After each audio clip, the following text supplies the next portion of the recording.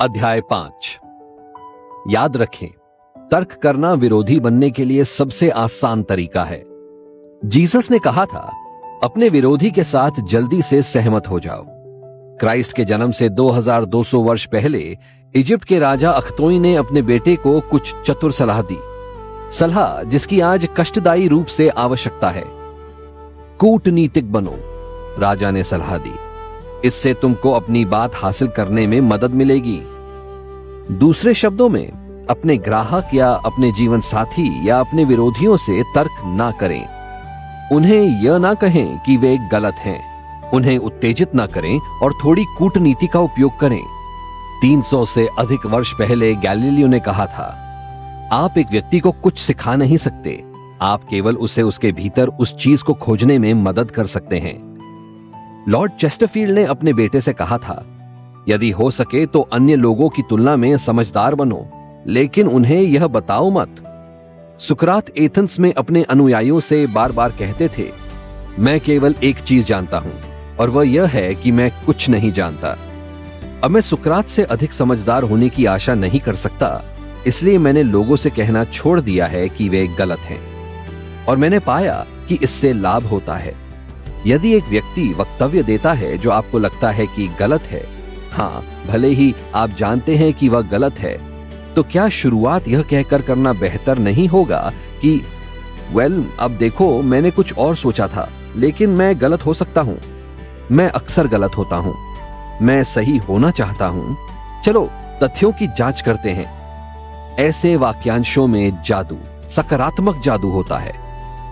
मैं गलत हो सकता हूं, मैं अक्सर गलत होता हूं, चलो तथ्यों की जांच करते हैं। प्रथम विश्व युद्ध के समाप्त होने के कुछ समय बाद मैंने एक रात लंदन में एक अमूल्य पाठ सीखा। मैं उस समय सर रॉस स्मिथ के लिए मैनेजर था। युद्ध के दौरान सर रॉस फिलिस्तीन में ऑस्ट्रेलियाई इक्के थे और शांति की घोषणा के कुछ ही समय बाद उन्होंने 30 दिनों में आधी दुनिया की उड़ान भरकर दुनिया को चकित कर दिया। इससे पहले कभी भी इस तरह की उपलब्धि का प्रयास नहीं किया गया था। इसने जबरदस्त सनसनी मचा दी।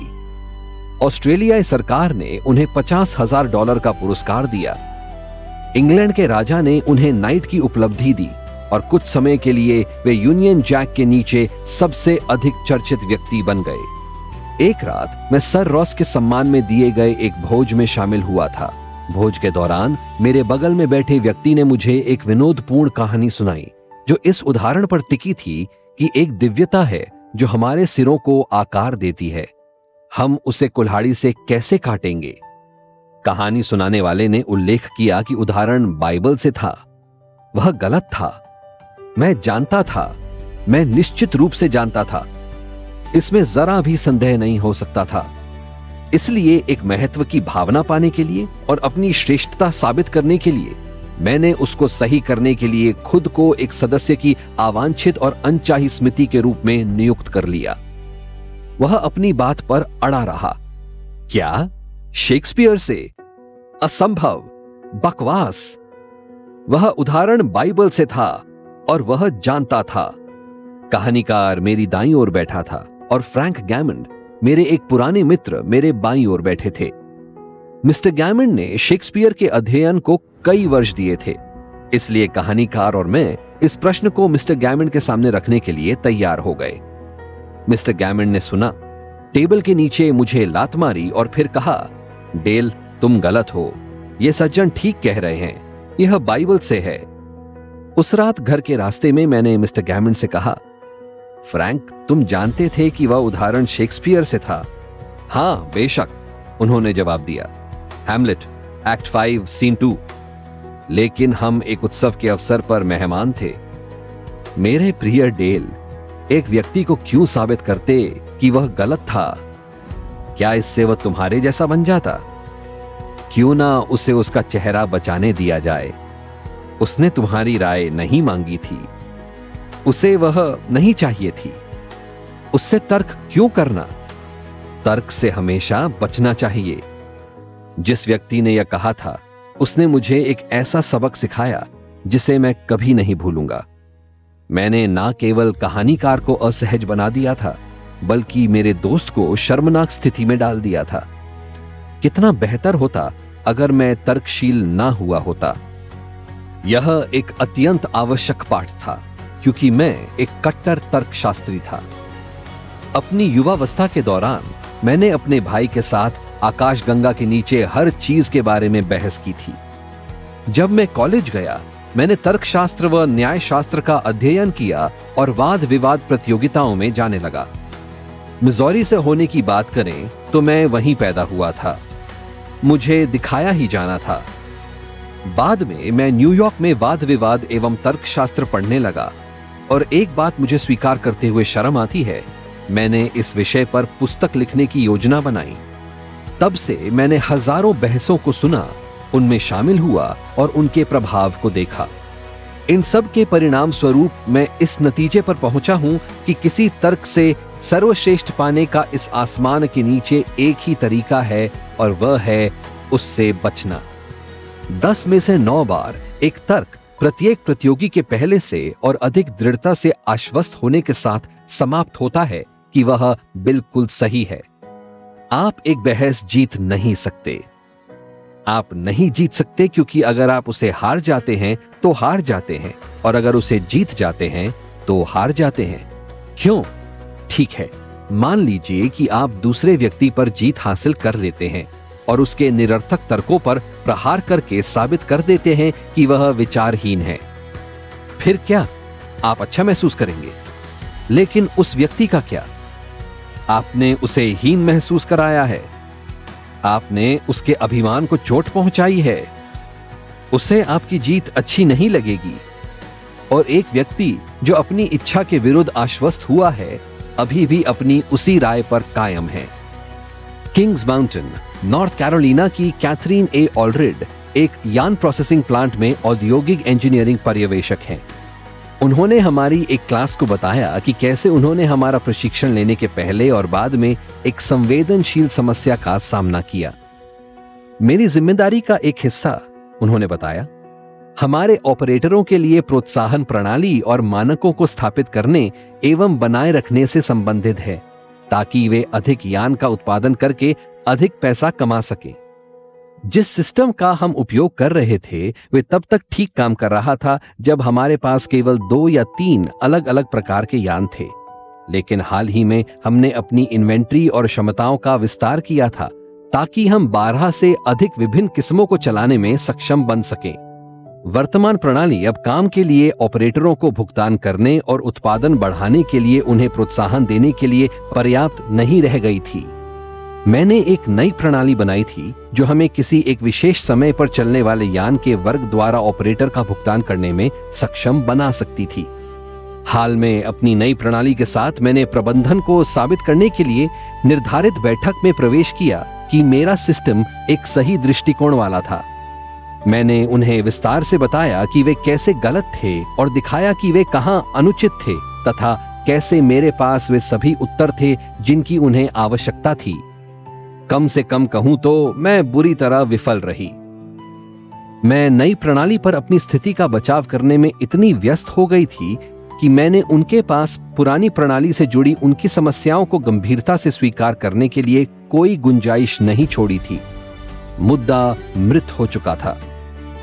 इस कोर्स के कई स्तरों के बाद मुझे अच्छी तरह समझ में आ गया कि मैंने कहां गलतियां की थीं। मैंने एक और मीटिंग बुलाई और इस बार सबसे पूछा कि उनके अनुसार उनकी समस्याएं कहां थीं। हमने हर बिंदु पर चर्चा की और मैंने आगे बढ़ने के सबसे अच्छे तरीके पर उनकी राय पूछी। उचित अंतरालों पर कुछ दबे सुझाव देते हुए मैंने उन्हें मेरी प्रणाली खुद विकसित करने दी। मीटिंग के अंत में जब मैंने वास्तव में अपनी प्रणाली प्रस्तुत की तो उन्होंने उसे उत्साह के साथ स्वीकार कर लिया। मुझे अब विश्वास हो गया है कि अगर आप किसी व्यक्ति को सीधे बता देते हैं कि वह गलत है तो उससे कुछ भी अच्छा हासिल नहीं होता, बल्कि बहुत नुकसान हो सकता है। आप केवल उस व्यक्ति से उसकी आत्मगरिमा छीनने में और अपने आप को एक चर्चा का अवांछित हिस्सा बनाने में सफल होते हैं। आइए एक और उदाहरण लेते हैं और याद रखें कि ये मामले जो मैं उद्धृत कर रहा हूं हजारों अन्य लोगों के अनुभवों के प्रतीक हैं। आरवी क्राउली न्यूयॉर्क में एक लंबर लकड़ी कंपनी में सेल्समैन थे। क्राउली ने स्वीकार किया कि वह वर्षों से सख्त लंबर इंस्पेक्टरों को बता रहे हैं कि वे गलत थे और उन्होंने कई बहस प्रतियोगिताएं भी जीती थीं। लेकिन इससे कोई फायदा नहीं हुआ था, क्योंकि ये इंस्पेक्टर, मिस्टर क्राउली ने कहा, बेसबॉल अंपायरों की तरह होते हैं। जब एक बार ये निर्णय ले लेते हैं तो उसे कभी नहीं बदलते। मिस्टर क्राउली ने देखा कि उनकी फर्म उनके द्वारा जीती बहसों के माध्यम से हजारों डॉलर खो रही थी। इसीलिए मेरा कोर्स लेते समय उन्होंने रणनीति बदलना और बहस करना छोड़ देने का संकल्प लिया। किस परिणाम के साथ? यह है वह कहानी जो उन्होंने अपनी क्लास के साथियों को बताई। एक सुबह मेरे ऑफिस में फोन की घंटी बजी। दूसरी ओर से एक क्रोधित और परेशान व्यक्ति ने मुझे सूचित किया कि लकड़ी से लदी एक गाड़ी जो हमने उनके संयंत्र में भेजी थी वह पूरी तरह से असंतोषजनक थी।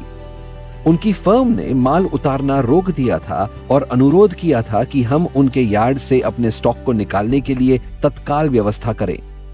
गाड़ी से लगभग 1/4 माल उतरने के बाद उनके लंबर इंस्पेक्टर ने रिपोर्ट किया कि लकड़ी स्तर से 55% नीचे चल रही थी। वर्तमान परिस्थिति के तहत उन्होंने उसे स्वीकार करने से इनकार कर दिया। मैं तुरंत उसके संयंत्र के लिए रवाना हो गया और रास्ते में मेरे दिमाग में स्थिति को संभालने का सबसे अच्छा तरीका चलने लगा।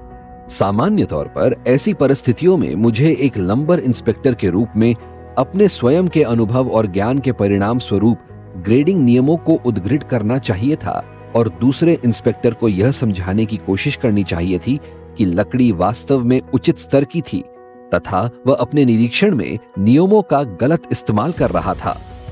बहरहाल मैंने सोचा कि मैं इस प्रशिक्षण में सीखे गए नियमों को लागू करूंगा। जब मैं संयंत्र पर पहुंचा तो मैंने क्रय एजेंट एवं लंबर इंस्पेक्टर को एक कुटिल हास्य की स्थिति में और दोनों को एक बहस व तर्क के लिए तैयार पाया।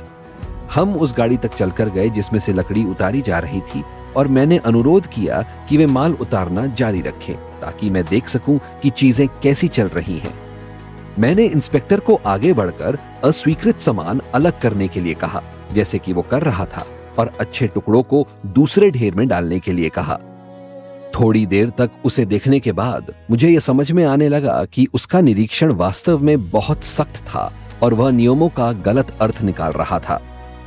वह लकड़ी विशेष रूप से सफेद पाइन थी और मैं जानता था कि इंस्पेक्टर कठोर लकड़ी की अच्छी जानकारी रखता था, लेकिन वह सफेद पाइन पर एक सक्षम अनुभवी निरीक्षक नहीं था। सफेद पाइन मेरा खुद का मजबूत विषय था, लेकिन क्या मैंने लकड़ी को ग्रेड करने के उसके तरीके पर आपत्ति की? बिल्कुल नहीं। मैं देखता रहा और धीरे धीरे प्रश्न पूछने लगा कि कुछ विशेष टुकड़े असंतोषजनक क्यों थे। मैंने एक पल के लिए भी यह इशारा नहीं किया कि इंस्पेक्टर गलत था। मैंने इस बात पर जोर दिया कि मैं केवल इसलिए पूछ रहा था ताकि हम उनकी फर्म को भविष्य के शिपमेंट में वही दे सकें जो वे चाहते थे। एक बहुत ही मैत्रीपूर्ण व सहयोगी भावना में सवाल पूछते हुए और लगातार जोर देकर कहते हुए कि वे अपने उद्देश्य के लिए असंतोषजनक तख्तों को अलग करके ठीक कर रहे थे।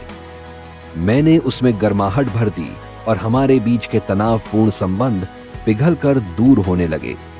मेरी ओर से कभी कभार सावधानी से की जाने वाली टिप्पणी ने उनके दिमाग में इस विचार को जन्म दिया कि संभवतः इनमें से कुछ खारिज किए गए टुकड़े वास्तव में उस ग्रेड के भीतर थे जिसे उन्होंने खरीदना था, और यह कि उनकी आवश्यकताओं की मांग एक और अधिक महंगी ग्रेड की थी। हालांकि मैं इस बात को लेकर बहुत सावधान था कि उसे यह न लगे कि मैं इस मामले को एक मुद्दा बना रहा था। धीरे धीरे उसका पूरा रवैया बदल गया। आखिरकार उसने मेरे सामने स्वीकार किया कि उसे सफेद पाइन का अनुभव नहीं था और वह मुझसे गाड़ी से निकलते हर टुकड़े के बारे में सवाल पूछने लगा।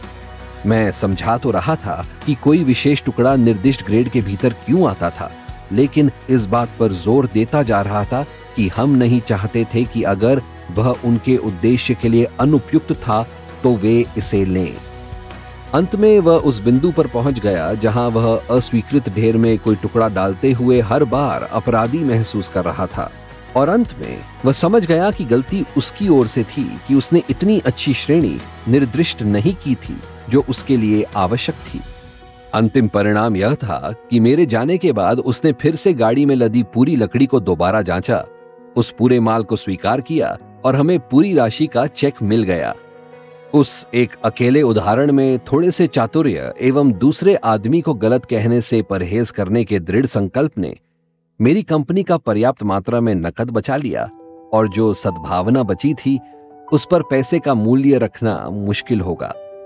मेरे घर से 1 मिनट की पैदल दूरी के भीतर वर्जिन टिम्बर लकड़ी का एक जंगली इलाका था, जहां वसंत ऋतु में ब्लैकबेरी की झाड़ियां सफेद झाग जैसी लगती थी, जहां गिलहरियां घर बनाती थीं और अपने नन्हे बच्चों को पालती थीं, तथा हॉर्सवीड खरपतवार घोड़े के सिर जितनी ऊंची लगती थी। यह स्वच्छ वुडलैंड फॉरेस्ट पार्क कहलाता था, और यह जंगल दिखने में शायद उस समय से बहुत अलग नहीं था जैसे तब था जब कोलंबस ने अमेरिका की खोज की थी। मैं अक्सर इस पार्क में रेक्स, मेरे नन्हे बॉस्टन बुलडॉग के साथ टहलता था। वह एक मित्रवत स्वभाव का हानि रहित छोटा सा शिकारी कुत्ता था। चूंकि हमें पार्क में शायद ही कभी कोई मिलता था, मैं रेक्स को बिना पट्टे या मजल, पशु का मुंह बांधने की जाली के पार्क में ले जाता था। एक दिन पार्क में हमारा सामना घोड़े पर सवार एक पुलिस वाले से हो गया।